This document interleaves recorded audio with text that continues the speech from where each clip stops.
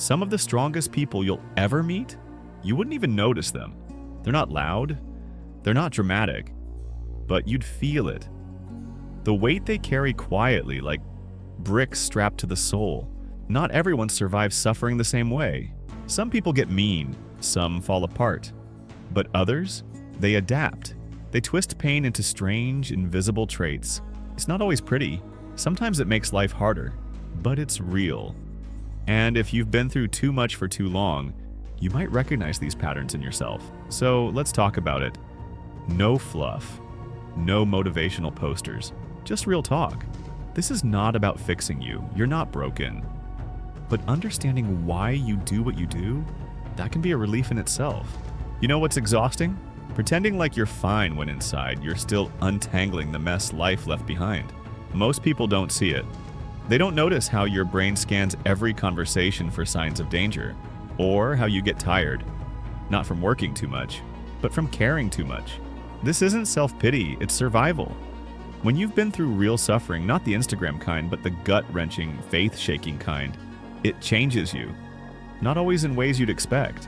You build weird defense mechanisms. You develop coping habits that make no sense to outsiders. You crave safety in places others don't even notice are dangerous, and honestly, half the time you don't even realize it's because of what you've been through. But here's the thing. Understanding these traits isn't about wallowing in the past. It's about recognizing how smart your brain was for adapting, even if those adaptations are now making life complicated. So yeah, we're going to unpack those traits. Not to judge them, not to fix you, just to bring them into the light. Because nothing's heavier than carrying invisible scars. Let's get real. If you've suffered too much, you carry certain things with you.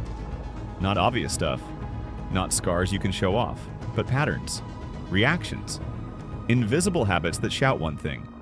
I've been through hell and I'm still here. First up, that urge to save everyone. Sounds noble, right? But it's exhausting. You see someone hurting, even a little, and suddenly it's your personal mission to fix them. Not because you're some saint, but because you know what unspoken pain feels like. You don't want anyone else drowning like you did. It's a beautiful instinct, but also a trap, because not everyone wants saving. And while you're busy patching up their wounds, you're bleeding out quietly. Next, your guarded heart. You might come off as cool, maybe even distant, but it's not ego, it's armor. You've learned the hard way that trust is expensive, so you ration it out like war supplies. Judith Herman, trauma expert, would tell you this is a normal defense mechanism. But here's what she won't tell you. It sucks feeling like you're stuck behind glass, watching life happen but never really touching it. And then there's your obsession with stability, routines, predictability, control. Not because you're boring, but because chaos used to be your normal. Now you're addicted to order because it's the only thing that makes you feel safe. Ever done that thing where you clean your room or alphabetize your apps when you're stressed? That's you, clawing for control in a world that once spun you around like a rag doll. But beneath all this, there's a core of something so solid most people wouldn't believe it. Resilience. Not the hashtag kind. Not loud, chest-thumping, I'm so strong nonsense. I mean the quiet, get-up-again strength. The one that shows up when no one's clapping. Single moms working 2 jobs. Kids raising themselves while acting like everything's fine. People who've buried dreams and still smile at strangers. That's the real face of resilience. And here's a sneaky one. Hyper-independence. You've been let down before. Maybe a lot. So you build walls with, I got this, painted all over them. You don't ask for help, not because you don't need it, but because needing people feels like giving them the knife. The sad part? That independence was born from betrayal. But the empowering part? It also made you a fortress. Even if sometimes that fortress gets a little lonely. Last, the search for meaning. You've probably asked, why me? But the deeper question that sticks is, what do I do with this pain? Some call it post-traumatic growth. But for you, it's personal. It's taking the worst thing that ever happened to you and turning it into something useful. Maybe you started helping others. Maybe you create. Maybe you build. Either way, you refuse to let your suffering be meaningless. That's the quiet rebellion of a survivor. All right, those first traits? Common as hell for people who've been through it. But there are more. subtle ones. The ones you don't even realize are connected to your pain. Let's start with chronic self-blame. You mess up, you overthink for days, someone else messes up, somehow you still find a way to make it your fault. It's like your brain's default setting is, obviously I'm the problem. Why? Because when life kept punching you in the face, you needed a reason. And blaming yourself gave you a sense of control. If it's my fault, at least I can fix it.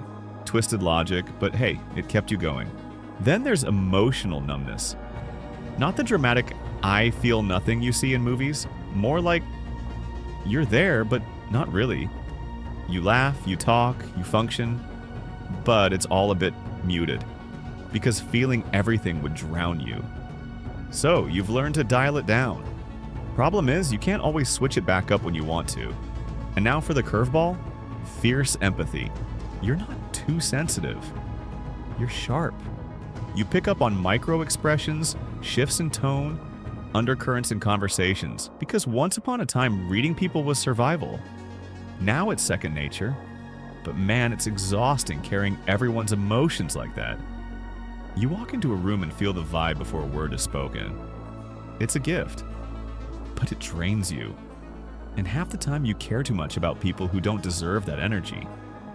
But still, you do it, because that's what people who've suffered too much do. They feel too much. Okay, now pause for a second.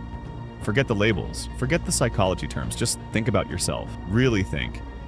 Do you see these patterns in how you move through life? The way you avoid asking for help. The way you sense a fight before it even starts. The way you cling to routine because chaos feels like home. None of this makes you weak, it makes you human. A very specific kind of human. The kind that's still standing after the storm passed through. So don't rush to fix anything. This isn't homework. This is you getting a chance to actually see yourself. Not as broken, not as dramatic, but as someone who adapted like hell to survive. If that hits somewhere deep, sit with it. Not every realization needs a solution. Sometimes it's enough just to name it. Look, I'm not here to give you some shiny pep talk. Life's already done enough of showing you how little that helps. But here's what I'll say, friend to friend. You're still here. After everything. After the nights you thought would swallow you whole. After the betrayals, the losses, the quiet mornings where even breathing felt like effort, you're still here. That says more about your strength than any motivational quote ever could. It doesn't matter if you're still figuring things out. It doesn't matter if some days you're just surviving. Survival itself is a form of rebellion when life keeps trying to knock you out. You're not weak for being tired. You're not broken because you flinch when people get too close. You're human, with scars, with stories, with more depth than most people will ever realize. And maybe, just maybe, that depth is your gift. Not because suffering is noble, but because you turned it into something that helps you understand others, feel for others, protect others. That's not weakness. That's power most people will never touch. So take a breath. No need to fix yourself today. Just recognize the quiet, stubborn strength it took to get here. That's enough, more than enough.